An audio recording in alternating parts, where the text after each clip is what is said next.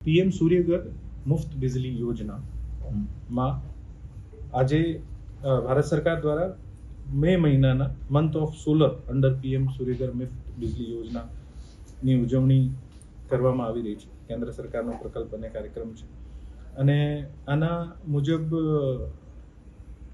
આજથી 2 વર્ષ પહેલા એક સ્કીમ બહાર પાડવામાં આવી હતી, પીએમ મુફ્ત બિજલી યોજના. આ મુફ્ત બિજલી યોજનામાં દર કિલોવોટ માટે 30,000 રૂપિયાની સબસિડી સરકાર ચૂકવતી હતી અને આ સ્કીમમાં દરેક ડિસ્ટ્રિક્ટ ખૂબ સારી રીતે ટેક ઓફ કરે આને માટે સરકાર, કેન્દ્ર સરકાર અને રાજ્ય સરકાર દ્વારા ખૂબ પ્રયત્ન કરવામાં આવે છે. મને આપને જણાવતા આનંદ થાય છે કે આજે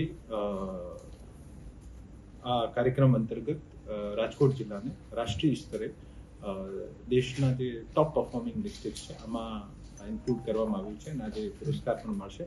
આપણા વતી એમડી પીજીવીસીએલ જે છે આ પુરસ્કાર ગ્રહણ કરશે અને એકચ્યુઅલ રેન્કિંગ જે છે આ લોકો આજે રિલીઝ કરશે, જ્યારે આપને ખબર પડશે કે એકચ્યુઅલી આપની રેન્કિંગ શું છે. પણ રાજકોટ આખા દેશમાં પીએમ સૂર્યઘર મુફ્ત બિજલી યોજનામાં એક ટોપ પરફોર્મિંગ ડિસ્ટ્રિક્ટ રહ્યો છે.